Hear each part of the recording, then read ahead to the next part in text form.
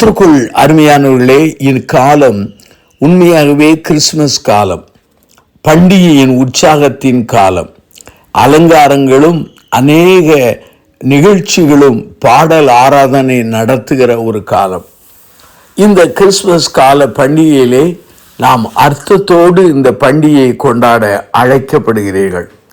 முதல் நூற்றாண்டு திருச்சபையிலே கிறிஸ்துமஸை கொண்டாடினதாக வரலாற்று இல்லை. ஆனால் கிறிஸ்துவின் மரணத்தையும் உயிர்த்தெழுதலையும் அவர்கள் கொண்டாடினார்கள். அருமையானவர்களே, கிறிஸ்துமஸ் கொண்டாடுவது தவறல்ல, ஆனால் அர்த்தத்தோடு கொண்டாட அழைக்கப்படுகிறீர்கள். யோவான் நற்செய்தி நூல் 12ஆம் அதிகாரம் 20, 21, 22 வாசிக்கிறேன். பண்டிகையில் ஆராதனை செய்ய வந்தவர்களில் சில கிரேக்கர்கள் இருந்தார்கள். அவர்கள் கலிலியா நாட்டு பெத்சாய்தா ஊரானாகிய பிலிப்பினிடத்தில் வந்து, ஐயா, இயேசுவை காண விரும்புகிறோம் என்று அவனை கேட்டுக்கொண்டார்கள். பிலிப்பு வந்து அதை அந்திரேயாவுக்கு அறிவித்தான். பின்பு அந்திரேயாவும் பிலிப்புவும் அதை இயேசுவுக்கு அறிவித்தார்கள். இந்த வசனத்தில் 21 ஐயா, இயேசுவை காண விரும்புகிறோம். அருமையானவர்களே, இந்த கிறிஸ்துமஸ் கால பண்டிகையிலே நாம் இயேசுவை காண விரும்புகிற பண்டிகையாக மாற வேண்டும். 3 காரியங்களை சொல்கிறேன். கிறிஸ்து பிறந்த பொழுது அவரை காணும்படியாக 3 விதமான அழைப்புகளை அங்கு திருமறையிலே வாசிக்க முடிகிறது. முதலாவதாக நீங்கள் வாசிப்பீர்கள் என்றால் மத்தேயு நற்செய்தி நூல் 2ஆம் அதிகாரத்தை நீங்கள் எடுத்து வைத்துக் கொள்ளுங்கள். மத்தேயு 2ஆம் அதிகாரம். இந்த 2ஆம் அதிகாரத்திலே அங்கே வேத வசனம் மிக தெளிவாய் சொல்கிறது. ஏரோது ராஜாவின் நாட்களில் யூதேயாவில் உள்ள பெத்லெகேமிலே இயேசு பிறந்த பொழுது கிழக்கிலிருந்து சாஸ்திரிகள் எருசலேமுக்கு வந்து, யூதருக்கு ராஜாவாக பிறந்திருக்கிறவர் எங்கே? கிழக்கிலே அவருடைய நட்சத்திரத்தை கண்டு அவரை பணிந்து கொள்ள வந்தோம் என்றார்கள். கிழக்கிலிருந்து வந்தவர்கள் புறமக்கள். ஆனால் இவர்கள் இயேசுவை காண எருசலேமுக்கு வருகிறார்கள். அந்த இயேசு யார் என்றால் யூதருக்கு ராஜா என்று சொல்கிறார்கள். இந்த கிழக்கிலிருந்து வந்த சாஸ்திரிகளுக்கு இந்த அழைப்பு எதனால் கிடைத்தது என்றால் நட்சத்திரத்தின் மூலமாய் கிடைத்தது. இன்விடேஷன் பை த ஸ்டார் என்று சொல்லலாம். அருமையானவர்களே, இந்த நட்சத்திரத்தை கண்டபோது, ஆராய்ந்த போது அவர்கள் புரிந்து கொண்டார்கள், யூதருக்கு ராஜா பிறந்திருக்கிறார். ஆகவே யூதருக்கு ராஜா பிறந்திருக்கிறார் என்றால் அவர் எருசலேமிலே அரண்மனையில் பிறந்திருப்பார் என்று எண்ணினார்கள். இவர்கள் இயேசுவை தவறான இடத்திலே தேடினார்கள். ஆகவே இந்த இயேசுவை காணக்கூடிய அழைப்பு அந்த நட்சத்திரத்தின் மூலமாய் அவர்கள் பெற்றுக்கொண்டார்கள். நட்சத்திரம் என்றால் என்ன? ஆண்டவர் படைத்த படைப்புகளில் ஒன்றாகும். ஆகவே invitation by the creation of the God. ஆகவே ஆண்டவரை நாம் எவ்வாறு காணலாம்? ஆண்டவருடைய படைப்புகள் வழியாக காணலாம். இயேசுவை நாம் எங்கே காணலாம்? இதோ மலைகளிலும் சமுத்திரங்களிலும் இயற்கை வாசஸ்தலங்களிலும் படைப்புகள் வழியாக நாம் காணலாம். ஆண்டவரின் படைப்புகள் வழியாக ஆண்டவரின் ஞானம், வல்லமை, திட்டங்கள் இவைகளை புரிந்து கொள்கிறோம்.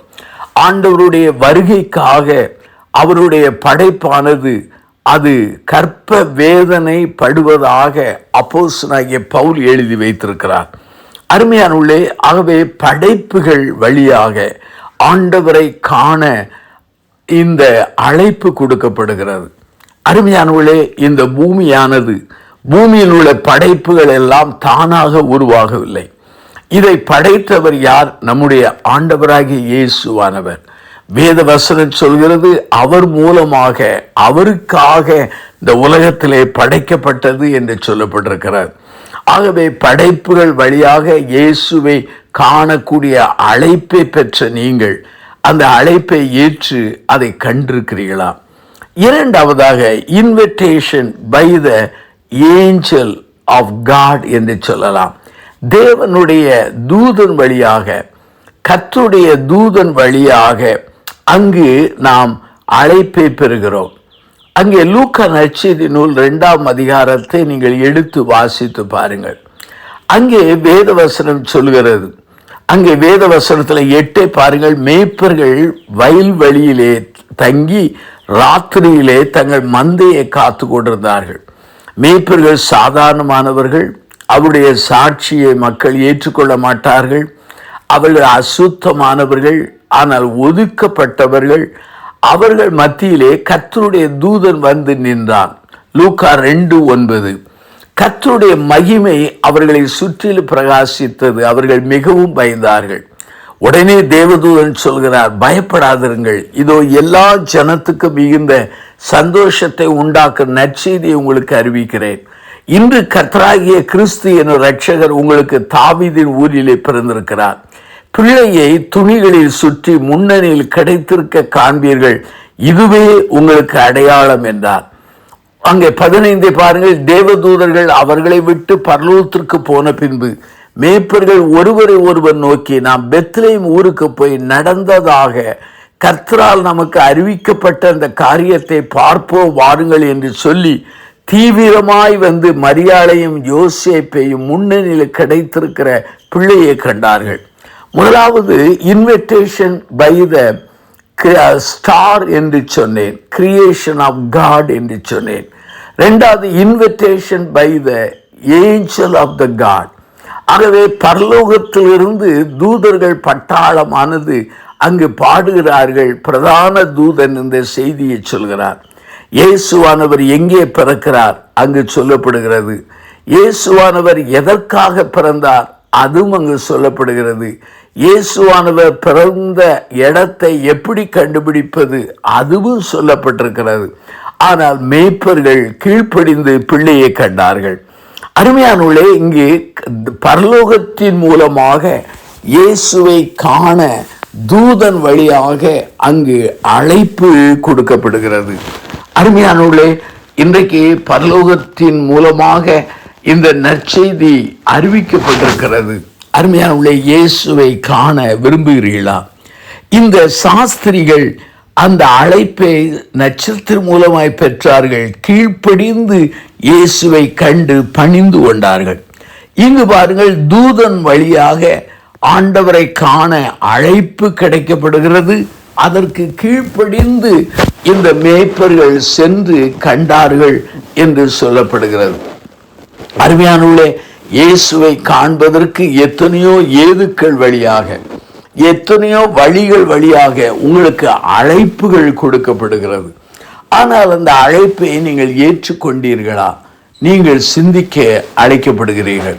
கிறிஸ்துமஸ் காலத்திலே பண்டிகையை காணலாம், ஆராதனையை காணலாம், பாடல் துணிகளை கேட்கலாம், அல்லது அலங்காரத்தை பார்க்கலாம், அல்லது அருமையான ஆகாரங்களை நீங்கள் புசிக்கலாம்.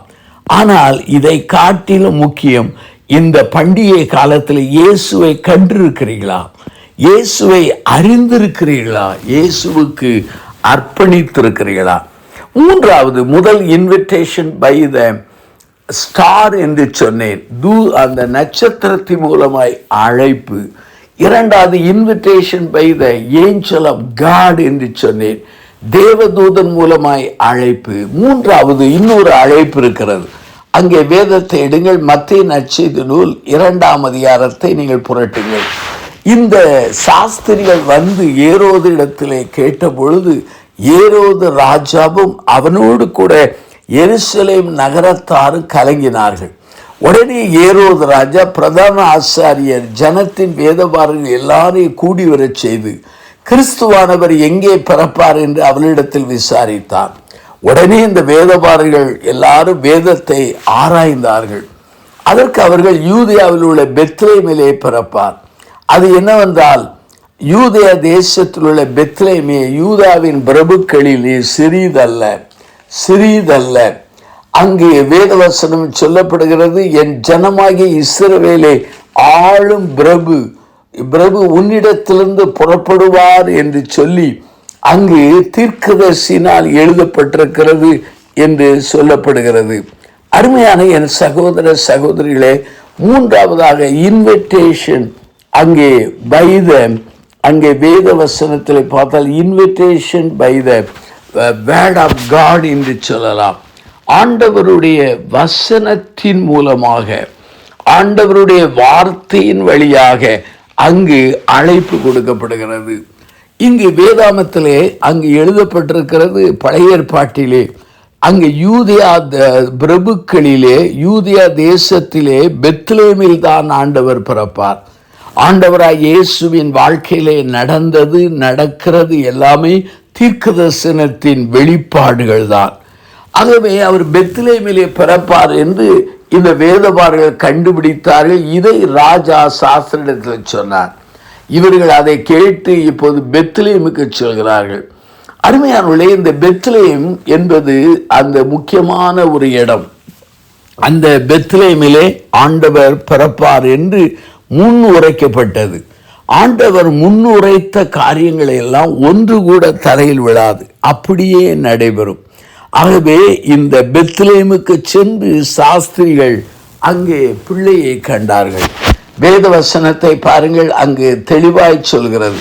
அங்கு மத்தேயு 2:11 அவர்கள் அந்த வீட்டுக்குள் பிரவேசித்து பிள்ளையும் அதன் தாயாகிய மரியாளையும் கண்டு சாஷ்டாங்கமாய் விழுந்து அதை பணிந்து கொண்டு தங்கள் பொக்கிஷங்களை திறந்து பொன்னையும் தூப வர்க்கத்தையும் வெள்ளை போலத்தையும் அதற்கு காணிக்கையாக வைத்தார்கள்.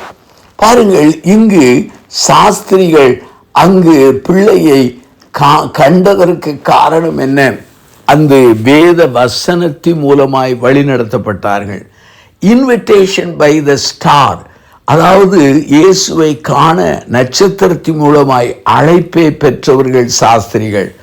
அதே சமயத்தில் invitation by the angel of God, தேவனுடைய தூதன் வழியாக மேய்ப்பர்கள் இந்த அழைப்பை பெற்றார்கள். மூன்றாவது, இந்த அழைப்பை வேத வார்த்தையின் வழியாக அந்த அழைப்பை பெற்றார்கள். நட்சத்திரத்தின் மூலமாக வழிநடத்தப்பட்டாலும் தெளிவாக நடத்தப்படுகிறது வார்த்தை வழியாக, எழுதப்பட்ட வார்த்தையின் வழியாக அவர்கள் அறிந்து கொண்டார்கள்.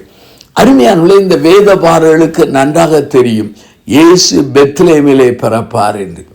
ஆனால் அந்த வேதபாரர்கள் அந்த எருசலேம் பட்டணத்துக்கு அருகே இருக்கிற பெத்லேமுக்கு சென்று ஆண்டவரை தரிசித்தார்களா? ஆண்டவரை ஆராதித்தார்களா? ஆண்டவருக்கு அர்ப்பணித்தார்களா? ஆண்டவருக்கு அருள்கொடைகளை கொடுத்தார்களா? இல்லவே இல்லை. அறிந்தார்கள், ஆனால் கீழ்ப்படியவில்லை. ஆனால் அந்த வேதபாரர்கள் சொன்ன அந்த வெளிப்பாட்டின் ரகசியத்தை அறிந்து கொண்ட சாஸ்திரிகள் எருசலேமிலிருந்து பெத்லேமிலே சென்று பிள்ளையை கண்டார்கள்.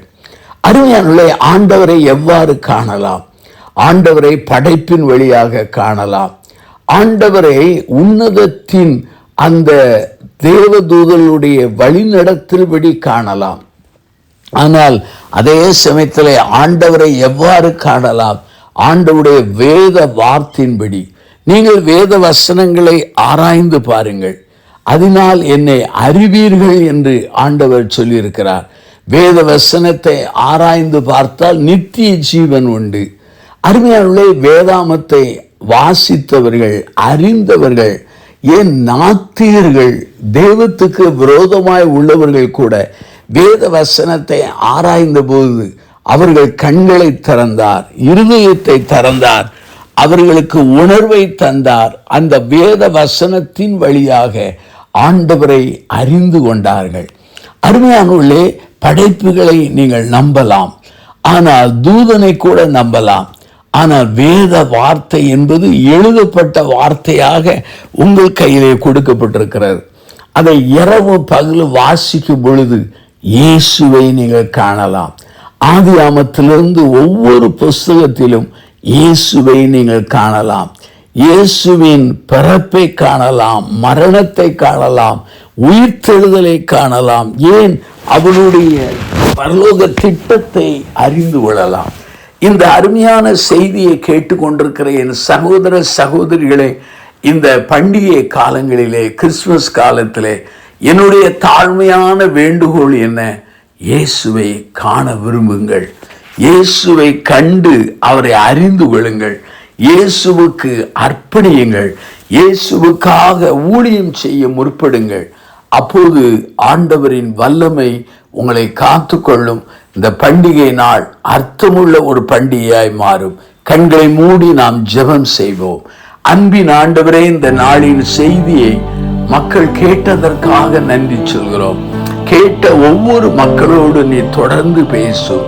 இந்த பண்டிகை காலங்களில் மாத்திரமல்ல, எங்கள் வாழ்நாளின் ஒவ்வொரு காலங்களிலும் நாங்கள் இயேசுவை காண உதவி செய்யும். படைப்பின் வழியாக அல்லது தூதன் வழியாக அழைப்பை பெற்ற நாங்கள் வேத வார்த்தையின் வழியாக அழைப்பை பெற்று இயேசுவை இந்நாட்களிலே தனிப்பட்ட அளவிலே காண உதவி செய்யும். எல்லாவற்றையும் இயேசுவின் நாமத்தில் ஜெபிக்கிறோம் பிதாவே, ஆமென்.